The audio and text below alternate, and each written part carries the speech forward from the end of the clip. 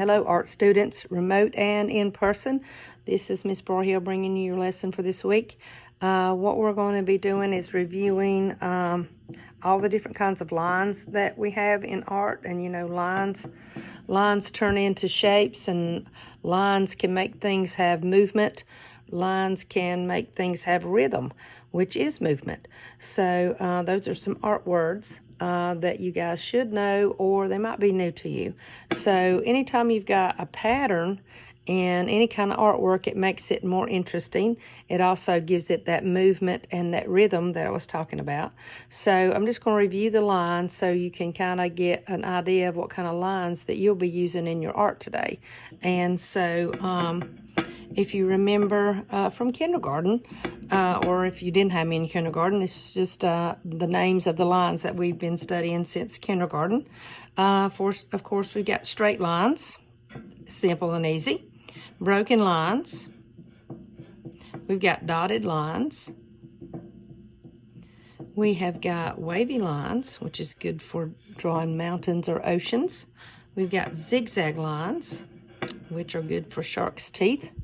We have got bumpy lines, which are really great for drawing scales on fish or coming together and making a cloud.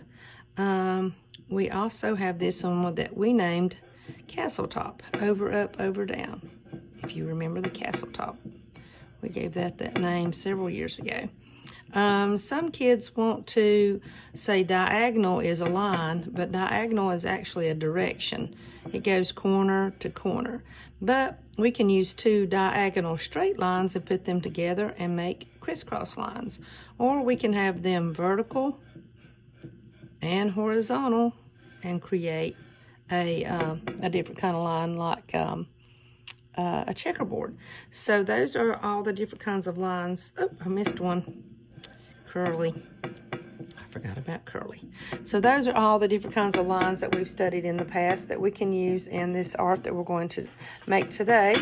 And we are going to create, it can either be a pattern, a line pattern snake, or a line pattern snail, whichever one you want to do.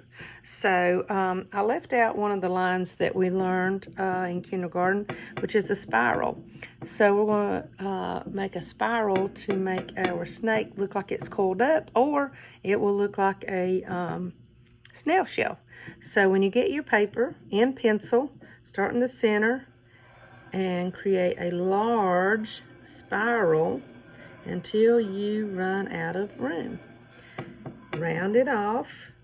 That way you can create a head for either the snake or a snail. If you're doing the snake, we might put the split tongue of the snake and some evil eyes, maybe. Not too evil.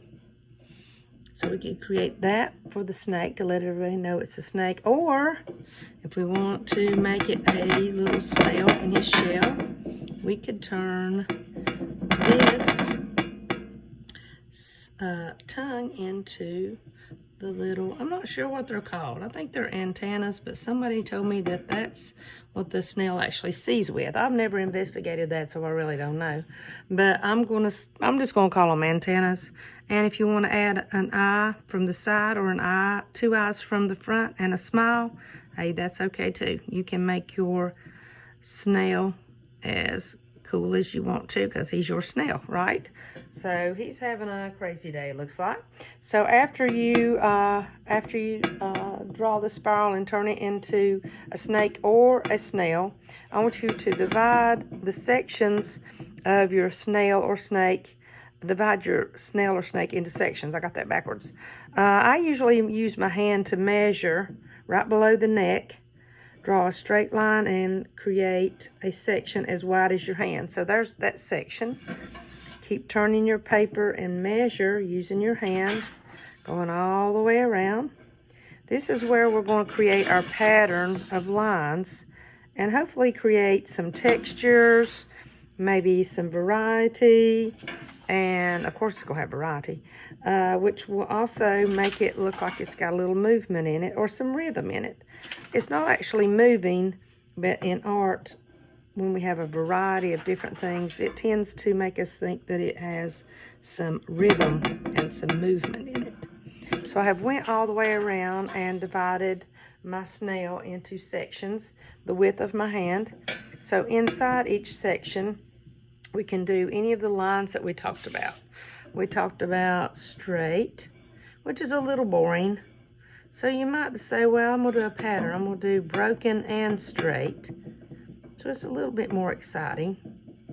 But you could do wavy, pattern of wavy and straight. So it's not quite so boring. It's a little bit more exciting. So we could draw some wavy lines in that section. Maybe zigzag in this section. Try to keep each line about a finger apart. Not too close together, because that gets a little busy and we can't see all the wonderful lines that you're putting in. So we've got bumpy, if you remember that. It's kind of like a 3, except it extends. Then we have got curly. I'm going to take my curly this direction and then back around. We've got castle top, which looks like a gear or a machine, kind of is what it reminds me of. Then we have not made crisscross with those diagonal lines that go corner to corner. And then we have got checkerboard. So if I'm going to put my checkerboard with a curve in it.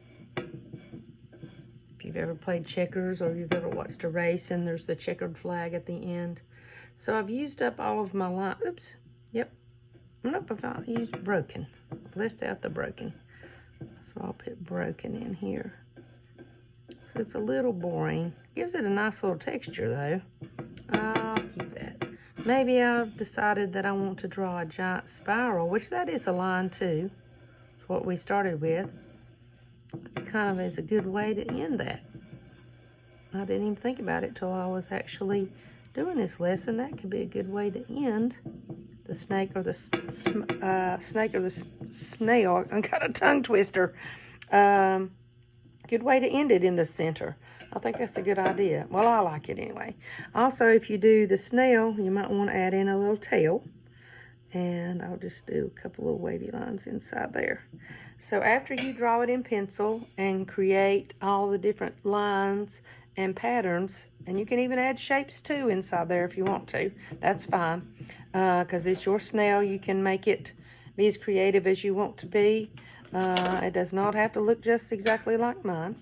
So after you draw it in pencil, then you're going to use markers to trace your lines to make it bold, so it will really stand out and really be colorful. You should have markers on your table. Just don't share them with anyone, because we have to clean them after you leave. We have to spray them with Lysol after you leave. So try to keep them at your table and not share with anyone. And I've got plenty of cups, so you shouldn't run out of a color. And you know, if your markers are dried up, you just throw them away. You don't have to tell me. I've got 5 trash cans in the room. You can find one to throw it away. That saves me time, but you guys need to keep the lids on them and take care of them so they don't dry out. So let me show you a finished example of another snail that has got markers on the lines and crayons in between. And when I use the crayons in between, I try to choose light colors. Like where I did red lines with my marker here, I used pink crayon in between. And what's really cool about markers, you can color right on top of them with a light color, like pink or yellow, green, yellow, orange, light blue.